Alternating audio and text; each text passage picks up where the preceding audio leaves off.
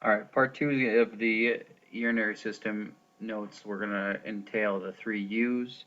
We're going to first start taking a look at the first of those U's, which would be the tube that's going to lead from the kidneys down through to the urinary bladder so we can excrete it out to the rest of the body, is the ureter. Now, this is a tubular organ that's approximately 25 centimeters in length. Remember that the right ureter is actually going to be a little bit shorter due to the right kidney being a little lower because of the liver in the way. They are attached to the kidneys and joined to the urinary bladder, and their job is to take out waste. Now they have three components to it. They have an outer, a middle, and an inner. Inner layer is going to contain a mucosal layer like the goblet cells that are going to secrete, because within here is going to be that urea and uric acid from the breakdown of the amino acids. And so we want to make sure that that acid does not eat away at it. We have a smooth muscle layer that is going to undergo peristalsis, so it's going to help propel the urine down. And then the unfortunate event, if you have a kidney stone, it would also help propel the kidney stone down with that peristaltic wave. And finally, you have an outer tough connective tissue layer that's going to just help protect it. And this one is usually going to help embed it into the posterior wall. As we go look through it, here's just kind of what it looks like with our mucosal layer. Is this shiny layer on the inside.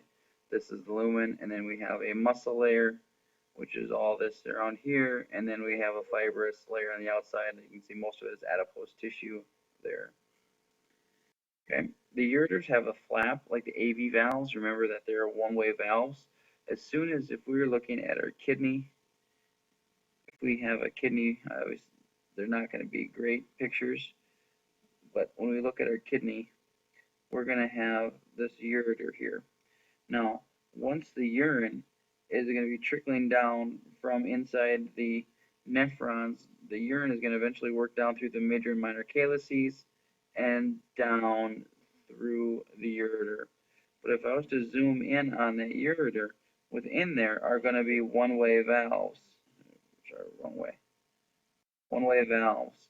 So that urine can go down, it can go down, but it's not going to go back up. Okay, so no matter how much you hold your urinary bladder, you hold the urine within there, it is not going to be a good result. What would happen is that the urinary bladder would actually burst, um, which would have a major issue. It just because again those valves stop it from getting out there. Um, we did talk already about kidney stones. Kidney stones are usually forced out. Typically, you get these kidney stones due to lack of drinking water from the buildup of salts that are going to be with inside of our diet. The second of these is the hollowed out urinary bladder. Remember that this is the type of epithelial that can change. It is the transitional epithelial. It is a hollow distendable organ that is going to hold on to the urine as you go throughout the day. Males have a larger bladder due to the fact that we do not have a uterus. Females, you do. That's again when you have a child, the uterus will go from about the size of your fist to that almost of a beach ball. So I believe if you take a look at this next image here, you see that the structure of a male's bladder is going to be much, much larger than that of a female's because they have this structure here that will expand. This will expand out and it will get fairly large, and that's where the child will be developing here, pressing on the urinary bladder, which would not allow for the bladder to expand like it normally would, which is why females that are pregnant always feel the tendency of having to urinate. Guys, you could have a slight effect of that. Again, is not from the superior side, but unfortunately from the inferior side below, we have this gland here called the prostate gland. In females, you do not. This is going to secrete an alkaline-based fluid during ejaculation that is going to allow for the reduced of the acidity inside the female vagina. But as we age, this can become hard. If you've ever heard of BPH before, it's one of those commercials that you look and you see those older elderly gentlemen that are always having to run to the bathroom due to benign prostate hypertrophy. It's all it is that this prostate is not working like it should. It's resistant to changing its shape. And so when the bladder presses on it, you get the sensation of how he's having to go to the bathroom. Urinary bladder does contain 4 different layers. Again, the ureter had 3, this one has 4. It has 2 mucus layers, not only the one like in the ureter, but double that just in case something go wrong, because it's just a housing tank for acid. The muscle layer is called the detrusor muscle. That detrusor muscle is going to help you contract when you're going to forcefully expel that urine from your body. And then again, you have a tough outer connective tissue layer. Let's see. Bladder has the internal urethral sphincter and an external one. What this means as you age, just like as we were kids, we talked about, I believe, in class, potty training can be a struggle.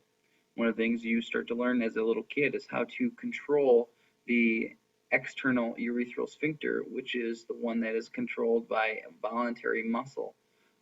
But as we age, we start losing that ability. That bladder has that internal sphincter that is going to forcefully start pushing out the urine.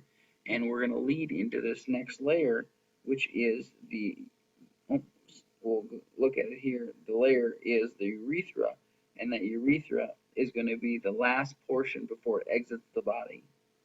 Okay. Now let's skip back real quick. A couple of another interesting facts. As I showed you before, we could, on an average day, filter out 180 liters of urine.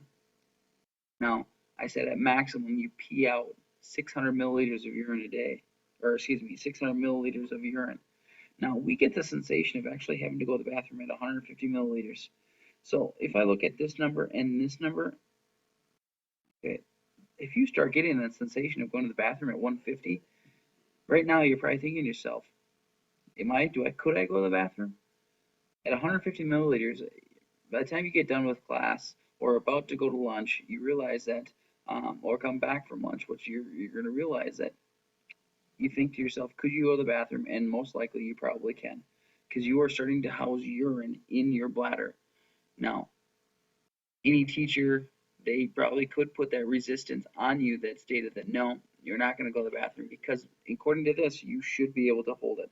Now, the problem you run into with this is, especially for females, what's called a UTI, a urinary tract infection. Now, here's an illustration of both males. The reason that, again, this is males, because the males have this gland here, and that gland there is the prostate gland, shown there as well. Okay, the prostate gland, the urine is going to filter in here, and is going to, through the involuntary sphincter, going to want to travel down through the urethra. But once we get to that urethra, we have to expel it. And this is really nothing more than just a tube that's going to connect the urinary bladder to the outside world. Now, in males, it serves a couple more purposes than that of females. But the problem is females, this is fairly short, again, approximately 4 centimeters in length.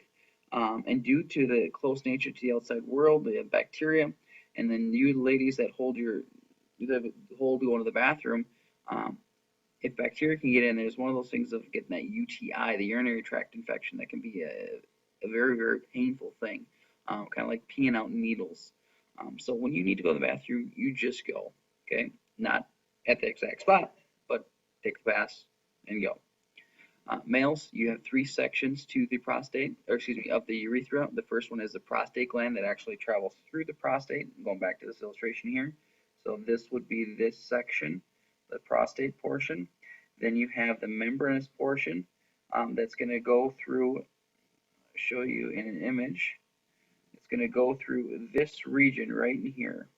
Okay, that is we have the bulbourethral gland, the seminal vesicle glands, those are in there. And then finally, it will travel then through the penile section, which does refer to that of the penis. Okay, so those are 3 sections to that of a male urethra. Obviously, much longer due to the fact that males have a penis and girls do not. So a quick cross section looks at the illustration of that.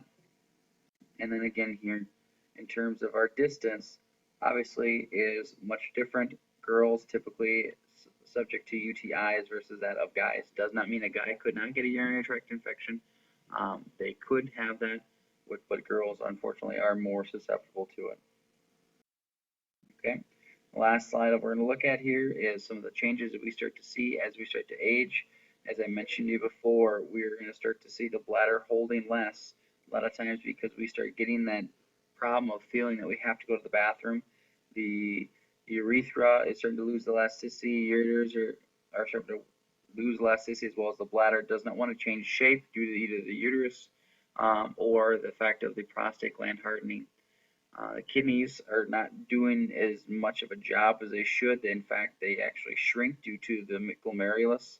Remember, the glomerulus is a filtration unit. And by the age of 80, we actually have lost 1/3 of their entire mass. Okay. All right. Those are all the notes for this unit. You can go ahead and take a look at your packet now on the structure of the kidney. Good luck.